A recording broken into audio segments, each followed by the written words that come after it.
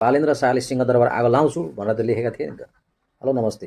अहिले इन्धनको मूल्य वृद्धि भएको विषयमा सन् 2024मा बालेनले स्टाटस लेखेका थिए, मूल्य वृद्धि भएको सम्बन्धमा विरोध जनाएका थिए भनेर एउटा पोस्ट सर्कुलेट भयो र त्यसलाई फ्याक्ट चेक गरिएर विशेष गरेर बालेनका समर्थकहरूले चाहिँ सन् 2024मा चाहिँ त्यस्तो बालेनले कुनै पनि प्रतिक्रिया नदिएको र त्यस्तो नलेखेको भनेर उहाँहरू नेपाली जनतालाई बुझाउँदै हुनुहुन्छ।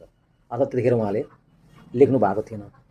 लेखे पनि नलेखे पनि इन्धनको मूल्य बढेकै छ, सबैको ढाड सेकेकै छ। त एउटा कुरा उहाँहरू के बताउन चाहनुहुन्छ, लेखेको थिएन त्यस कारणले होइन भन्न खोजिरहनु भएको छ। लेखिएको कुरा चाहिँ सही हो भन्न सक्नुहुन्छ। त्यसो भए बालेन्द्र शाहले सिंहदरबार आगो लाउँछु भनेर त लेखेका थिए नि त। त्यसको मतलब हामी के मानौँ त, सिंहदरबार बालेन्द्र शाहले आगो लगाएको हो त? नलेखेको कुरालाई तपाईँहरू होइन भन्नुहुन्छ भने लेखेको कुरा त हो रहेछ नि त। सिंहदरबार त आगो उहाँले लगाएको हो नि त। मान्नुहुन्छ नि यो कुरा होइन त तपाईँहरू? कि के हो? चित पनि मेरो, पट पनि मेरो, यो त हुँदैन होला नि त साथी हो।